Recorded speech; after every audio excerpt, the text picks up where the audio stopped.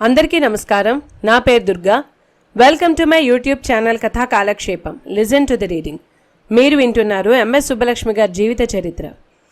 క్రితం భాగంలో ఎంఎస్ సుబ్బలక్ష్మి ఐక్యరాజ్య సమితిలో భారతదేశం తరపున భారత కర్ణాటక సంగీత ప్రతినిధిగా కచేరీ చేసే అవకాశం రావడం, కచేరీ చేయబోయే కొన్ని గంటల ముందర అనుకోకుండా సుబ్బలక్ష్మికి ఒక హఠాన్ పరిణామంలాగా గొంతు పెగలకపోవడం. ఎంతో ఆందోళన చెందింది సుబ్బలక్ష్మి.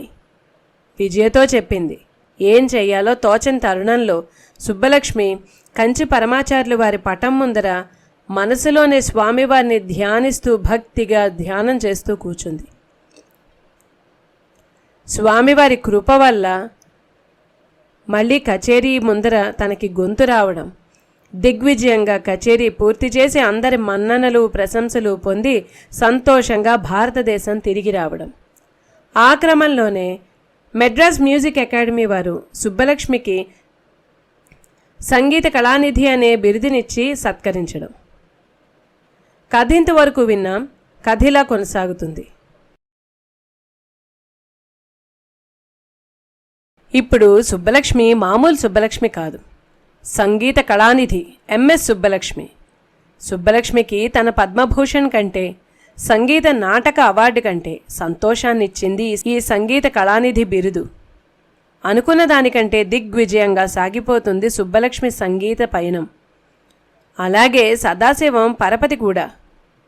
సుబ్బలక్ష్మి భర్తగా ఒక గొప్ప హోదా ఎలానూ ఉంది, కానీ ఇప్పుడు తన స్థాయి ఇంకా పెరిగింది. మద్రాసులో అక్షరాల తన ప్రభుత్వం రాజ్యమేలుతుంది.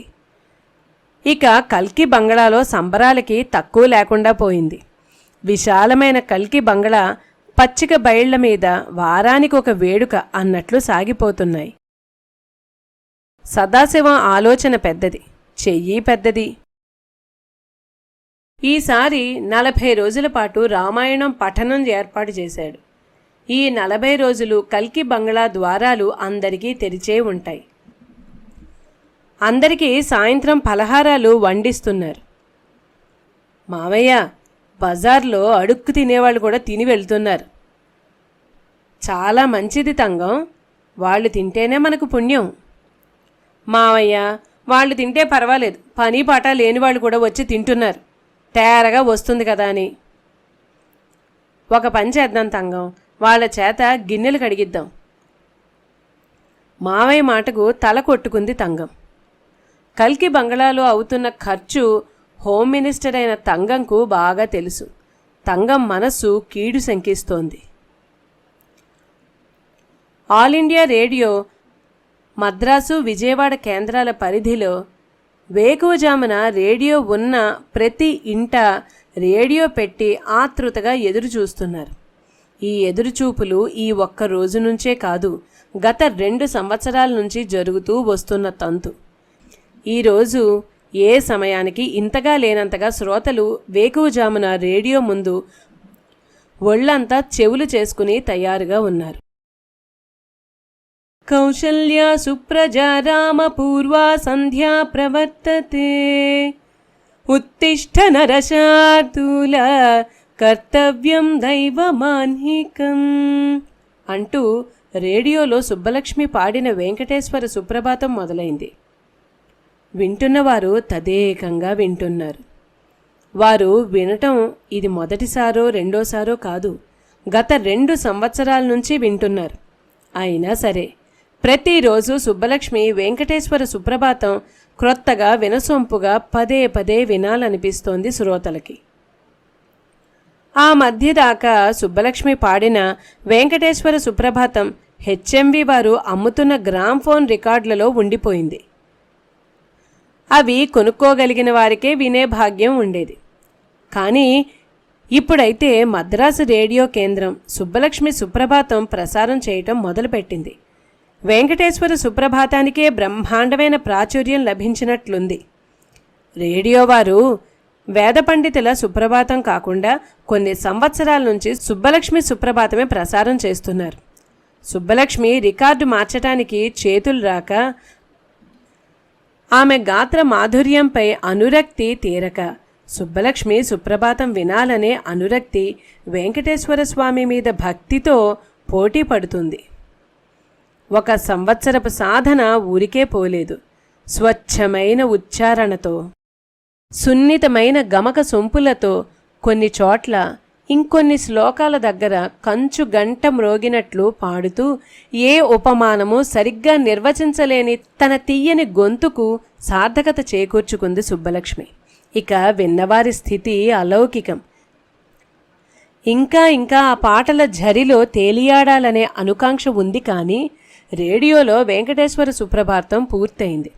వెంటనే రేడియో కట్టేసి మధురమైన అనుభూతి పొందిన ఉత్సాహంతో దైనందిన కార్యక్రమాలు మొదలు పెట్టబోతున్నారు. 190 మంది పైన వారికి వారి వారి సంసార బాధ్యతలు నెరవేర్చే పని మీద ఆ రోజు మొదలవుతుంది. ఏ ఒక్కరికో ఇద్దరికో సంసారాన్ని ఉద్ధరించే ఆలోచనలు వస్తాయి. అలాంటి ఆలోచనలతోనే రాజగోపాలాచారి సుప్రభాతం అయిన వెంటనే రేడియో కట్టేసి సుబ్బలక్ష్మి ఇంటికి బయలుదేరాడు. సుబ్బలక్ష్మి వడ్డించగా టిఫిన్ కాఫీలు తీసుకున్న తర్వాత తన ఆలోచన బయటపెట్టాడు రాజాజీ. కుంజమ్మ, ప్రొద్దున్న నీ వెంకటేశ్వర సుప్రభాతం రేడియోలో విని వస్తున్నాను. ఎన్నిసార్లు విన్నా ఇంకా ఇంకా వినాలనిపిస్తుంది. గాన సిద్ధి సాధించావు. నీ ఈ రికార్డు తిరుమల కొండలు ఉన్నంత వరకు ఉంటుంది. సుబ్బలక్ష్మి అణుకువతో కుచించుకుపోయి వామనావతారంతో పోటీ పడుతోంది. నువ్వు ఇలాంటి పనే ఇంకొకటి చెయ్యాలి కుంజమ్మ. ఆ మాటకి తలెత్తి రాజాజీ వైపు చూసింది సుబ్బలక్ష్మి. నువ్వు విష్ణు సహస్రనామాలు కూడా రికార్డు చేయాలి.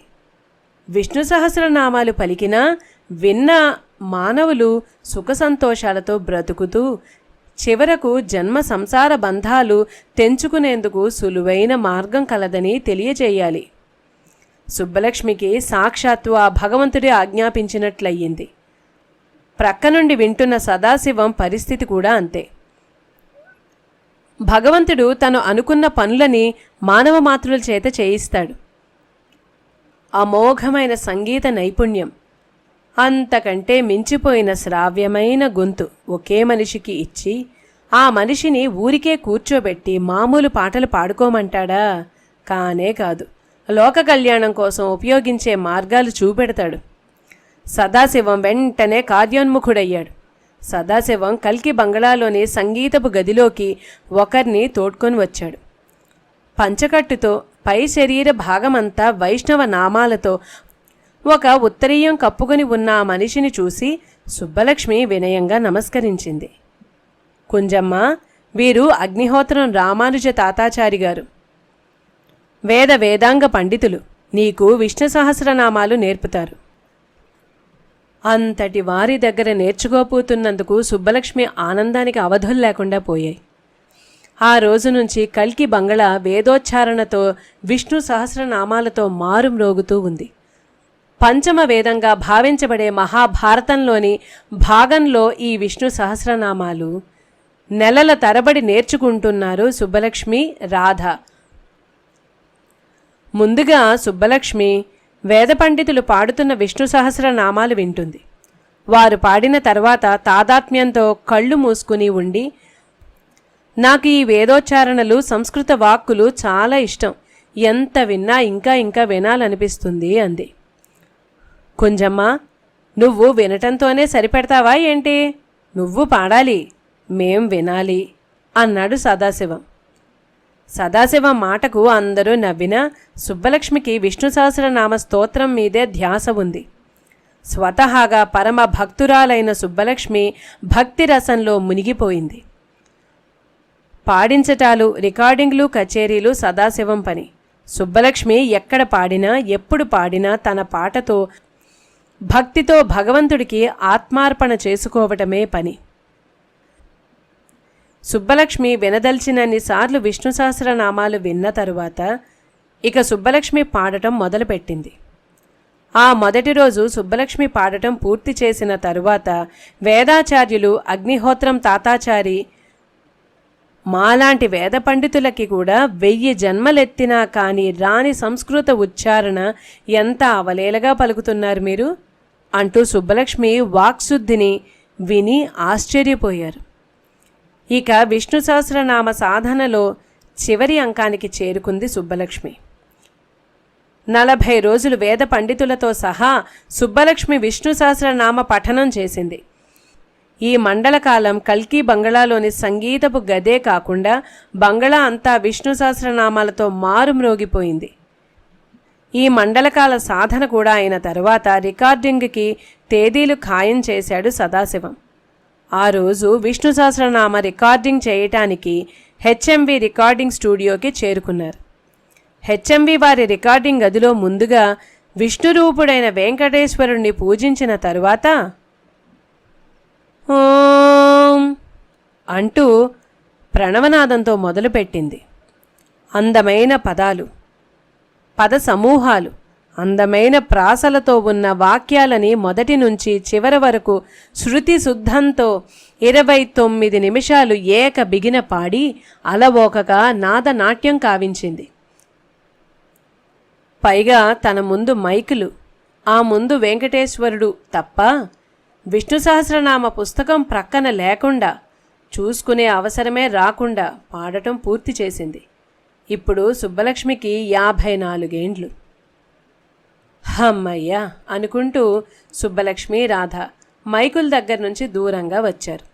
హెచ్ఎంవి వారి సౌండ్ ఇంజనీరింగ్ రఘు, తాతాచారి గారు మీరు రండి, ప్లేబ్యాక్ చేసి మీకు వినిపిస్తాను అని అన్నాడు. అప్పుడు ఆయన రికార్డింగ్ అయిన విష్ణు సహస్రనామాలు వింటారు. ఉచ్చారణ దోషాలు ఏమైనా ఉన్నాయేమో, ఇంకా ఇతర మార్పులు ఏమైనా ఉండాలేమో చూస్తారు. ఆయనంతా బాగుంది సరేనంటే ఈ రికార్డింగ్ ప్రజల్లోకి వస్తుంది. ఎంత సూక్ష్మమైనదైనా తప్పు దొరలకూడదనే ఉద్దేశంతో తాతాచారి గారు ఆయనతో పాటు సదాశివం చెవులు రిక్కరించి వింటున్నారు. ఇంకో అరగంట పూర్తిగా విన్నారు.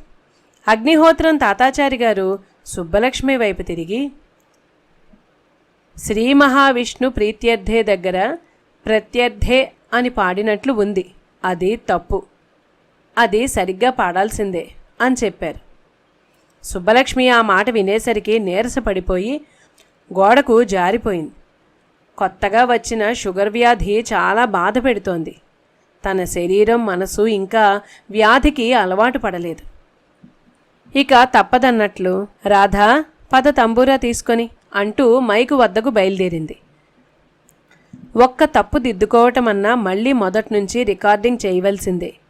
పూర్తి అరగంట విష్ణు సహస్రనామం పాడాల్సిందే.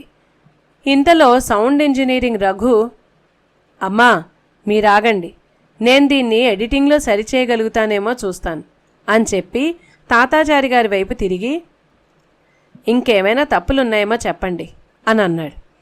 తాతాచారి గారు ఇంకొక మార్పు చెప్పారు.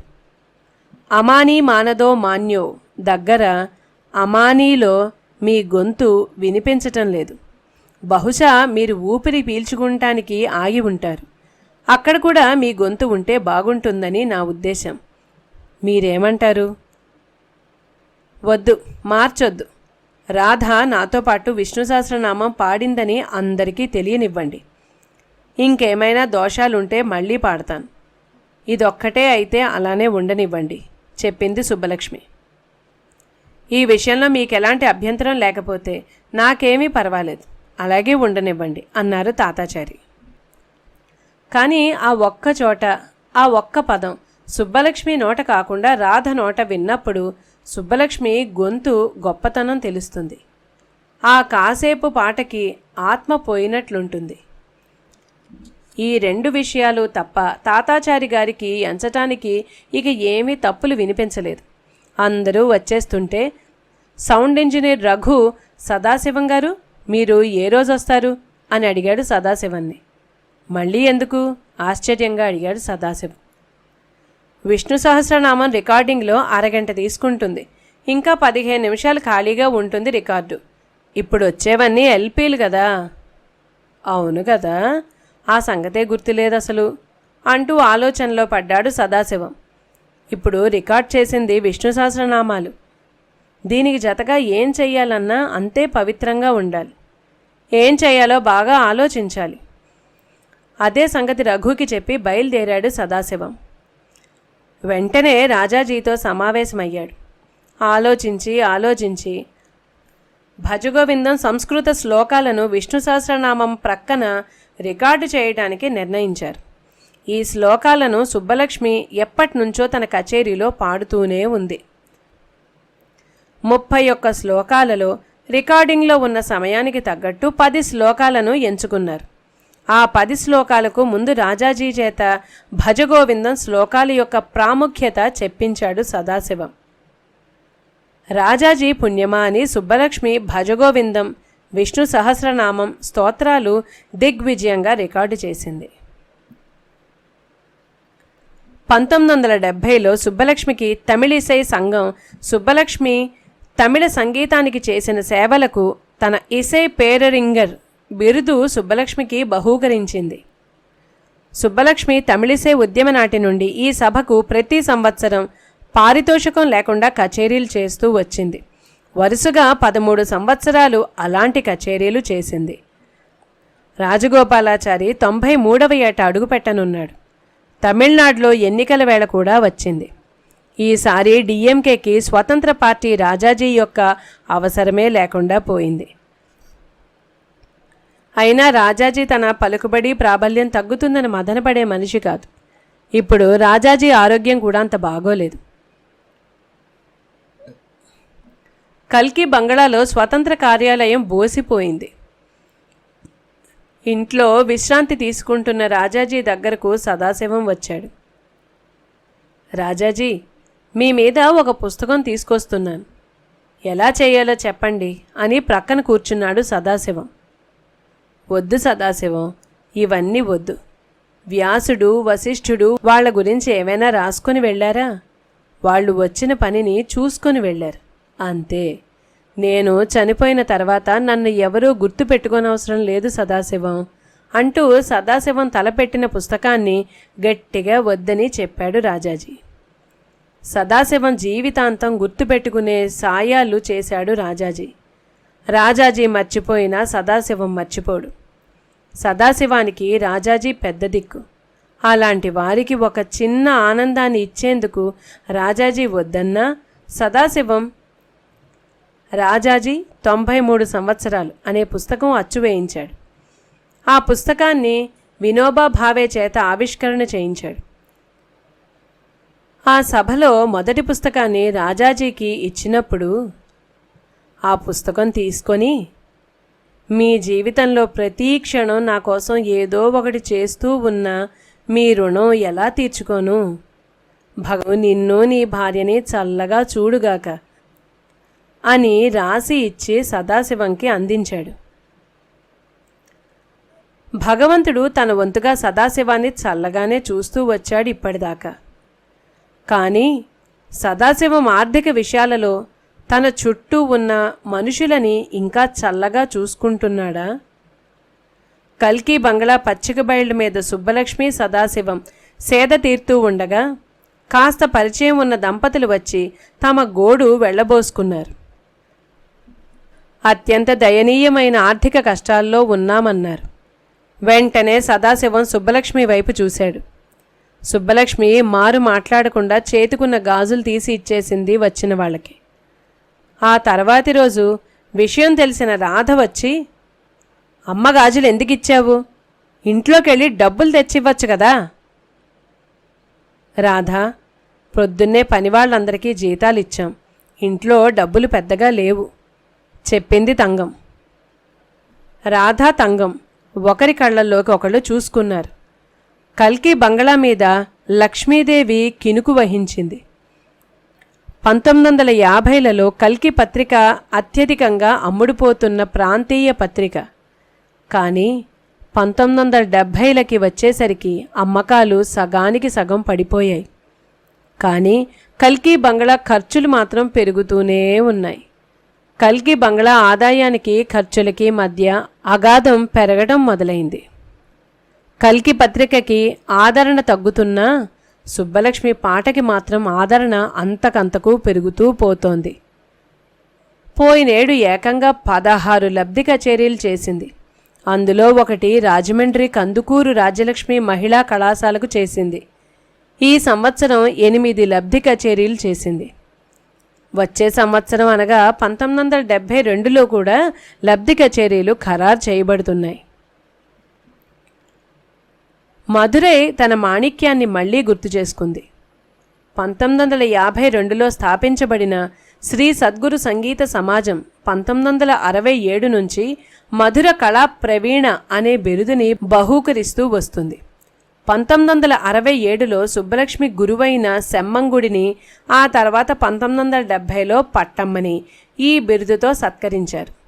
ఈ 1972వ సంవత్సరంలో తమ ఊరి ఆడపడుచుని సత్కరించ నిర్ణయించింది సద్గురు సంగీత సమాజం. ఈ సమాజానికి మొదట్లో సుబ్బలక్ష్మి అన్న శక్తి కూడా సెక్రటరీగా తన సేవలు అందించాడు. ఫిబ్రవరిలో సుబ్బలక్ష్మి తన ఊరు చేరుకుంది. తల్లి చనిపోయి సరిగ్గా 10 సంవత్సరాలు. తన పుట్టింట్లో తను పూర్తిగా ఒంటరిది కాకుండా అన్న ఉన్నాడు. కానీ శక్తికి కూడా ఆరోగ్యం దెబ్బతింది. కచేరీలు చాలా తక్కువ చేస్తున్నాడు. సద్గురు సంగీత సమాజం తమ సుబ్బలక్ష్మిని మధుర కళా ప్రవీణగా గౌరవించుకుంది. ఆ వెంటనే సుబ్బలక్ష్మి కచేరీ మొదలైంది. ఆ సభా ప్రాంగణం వెనకనే రైలు మార్గం ఉంది. కచేరీకి ముందే సభా కార్యక్రమాలు జరుగుతున్నప్పుడే ఆ ప్రాంగణం అంతా జనంతో నిండిపోయింది. కచేరీ జరుగుతూ ఉండగా జనం ఇంకా వస్తూ ప్రహరీ లేని ఆ ప్రాంగణంలో జనం రైలు పట్టాల మీద కూడా కూర్చుని సుబ్బలక్ష్మి పాట వింటున్నారు. పరవశులై పాట వెంబడి పాట వింటూనే ఉన్నారు. ఇంతలో మధురై నుంచి తిరువనంతపురం వెళ్లవలసిన తిరువనంతపురం ఎక్స్ప్రెస్ దూరం నుంచే కూత పెట్టుకుంటూ వస్తోంది. ఆ రైలు కూత వినిపించినా కానీ ఏ ఒక్కరూ లేచే ప్రయత్నం చేయలేదు. మాకు ఇప్పుడు సుబ్బలక్ష్మి పాటే ముఖ్యం అన్నట్టు కూర్చుండిపోయారు. రైలును నువ్వు ఆగాల్సిందే అన్నట్లు ఎవ్వరూ పట్టించుకోలేదు. మృదంగం వాయిస్తున్న టీకే మూర్తి అనుకోకుండా ఇటువైపు చూశాడు. పొగలు కక్కుతూ సెగలు చిమ్ముతూ వచ్చి జనాల ముందే ఆగిన రైలును చూసి ఒక్క క్షణం గుండె మృదంగం లయ తప్పాయి. సుబ్బలక్ష్మి వైపు చూశాడు.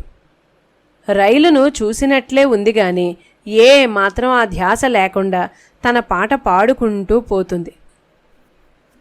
టీకే మూర్తి ఇంకా ఆశ్చర్యంగా సుబ్బలక్ష్మి వైపు, తిరువనంతపురం ఎక్స్ప్రెస్ వైపు మార్చి మార్చి చూస్తున్నాడు. మధ్యలో ఒకసారి ముందు వరుసలో కూర్చున్న శక్తివేల్ వైపు చూశాడు. ఏమనుకున్నావు నా చెల్లెలంటే అనే భావన శక్తివేల్ నవ్వులో కనిపించింది. రాజాజీ మంచం పట్టాడు. సుబ్బలక్ష్మి రాజాజీ ప్రక్కనే కూర్చుని విష్ణు సహస్రనామాలు పాడి వినిపిస్తోంది. అదృష్టవంతుడు రాజాజీ. ఏకంగా సుబ్బలక్ష్మి నోటనే విష్ణు సహస్రనామాలు వింటూ ప్రాణాలు విడిచాడు. చక్రవర్తి రాజగోపాలాచారి నిజమైన నాయకుడు, విలువలే ఊపిరిగా జీవితం గడిపిన మహోన్నతమైన మనిషి. రాజాజీ మరణం సదాశివానికి తీరని లోటు అయ్యింది. రాజకీయాలకు పూర్తిగా స్వస్తి చెప్పాడు. ఇప్పుడు ఏ రాజకీయ పార్టీ పిలిచినా పోదలుచుకోవటం లేదు.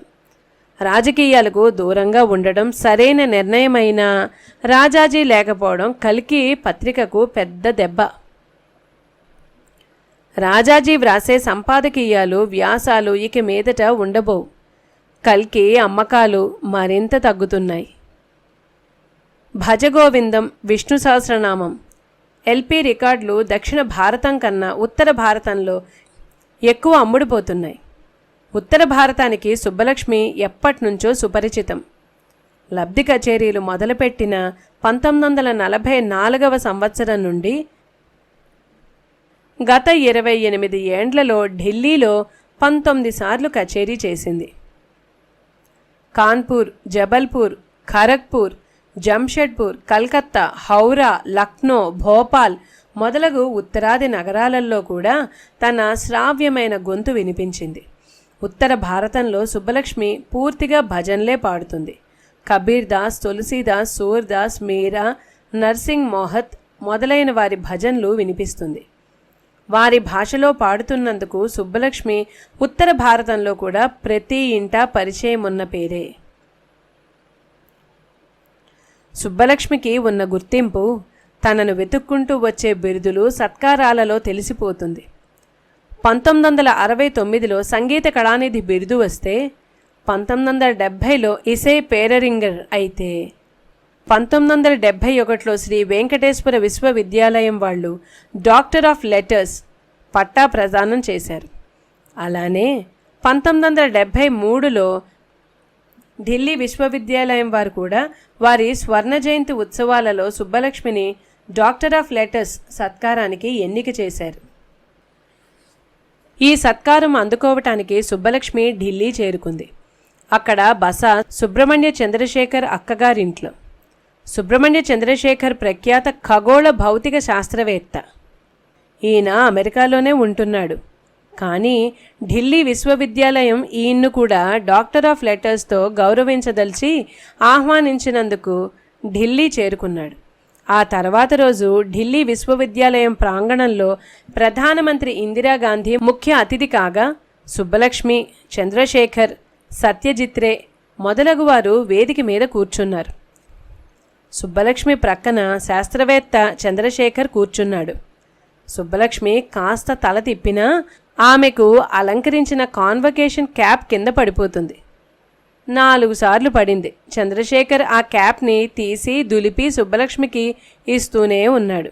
5వసారి పడినప్పుడు ఇది మీకు అవసరం లేదేమో అంటూ తీసి పక్కన పెట్టాడు.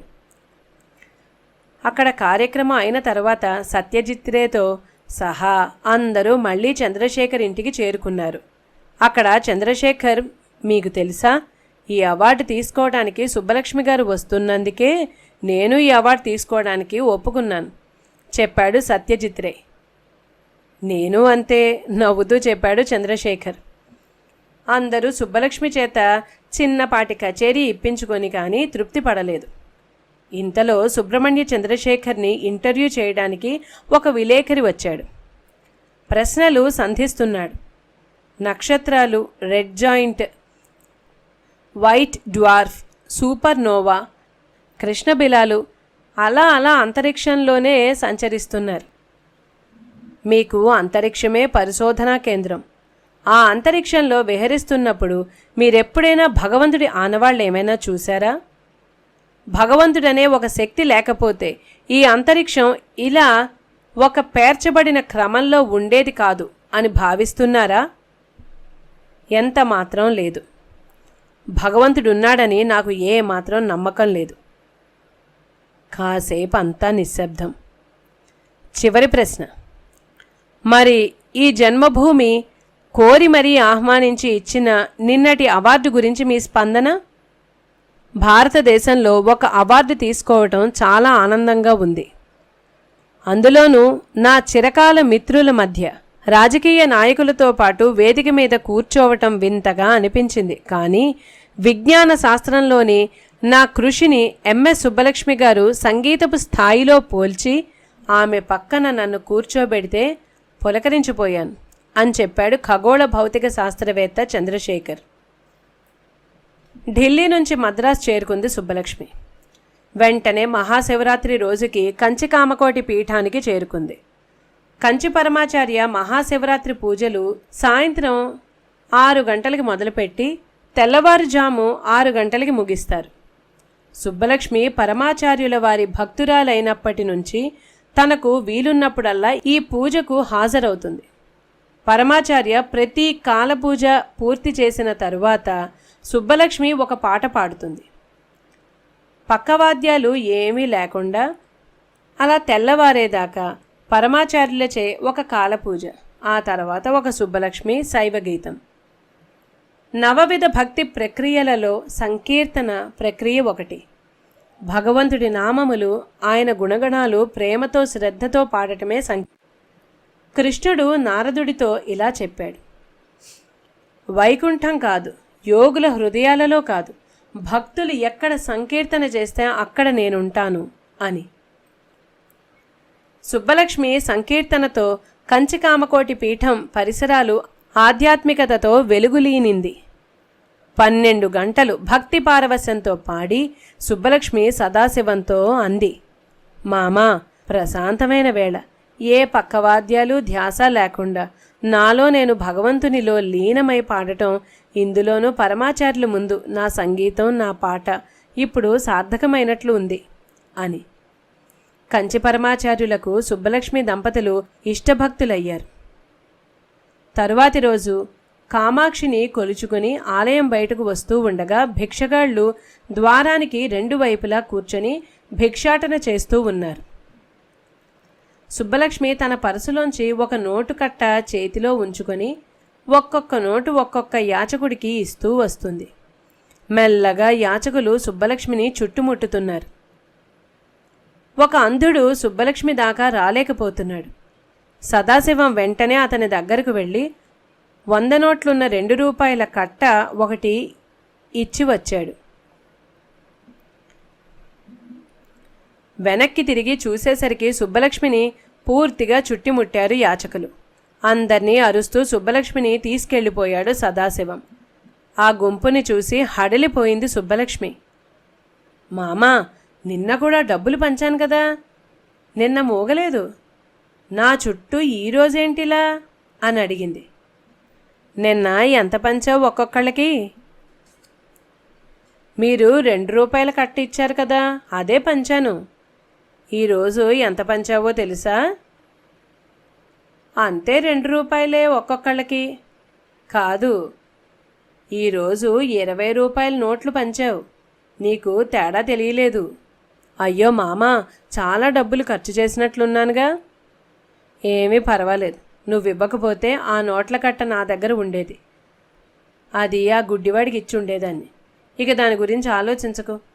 అవసరమైన వాళ్ళకి డబ్బు ఇవ్వటం కంటే పుణ్యం ఏముంది? ఎలా అయినా సరే అవసరమైన దానికంటే డబ్బు తన దగ్గర ఎప్పుడూ ఉంచుకోడు సదాశివం.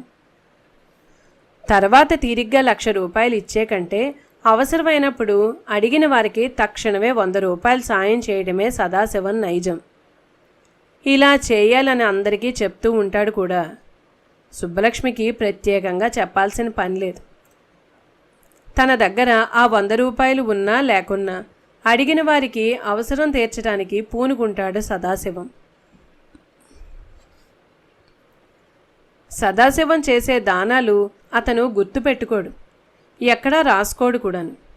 కానీ సుబ్బలక్ష్మి లబ్ధి కచేరీలు మాత్రం అవి మొదలైన సంవత్సరం నుంచి తేదీ, ఏ ఊర్లో చేసింది, ఏ సంస్థ లబ్ధి కోసం చేసింది వివరంగా వ్రాసి పెడుతున్నాడు. కల్కీలో కూడా ప్రచురించాడు ఒకసారి. అలా ప్రచురించడం అనుకోకుండా సుబ్బలక్ష్మికి ఒక బ్రహ్మాండమైన మేలు చేసింది. సుబ్బలక్ష్మి ఇంటికి ఒక రిజిస్టర్డ్ పోస్ట్ వచ్చింది. సదాశివం సంతకం పెట్టి ఆ కవర్ విప్పి చూశాడు. అధికార ఉత్తరాల్లాగా ఉన్నాయి. చదవటం మొదలుపెట్టాడు. నేటికి కథనిక్కడితో ముగిస్తున్నానండి.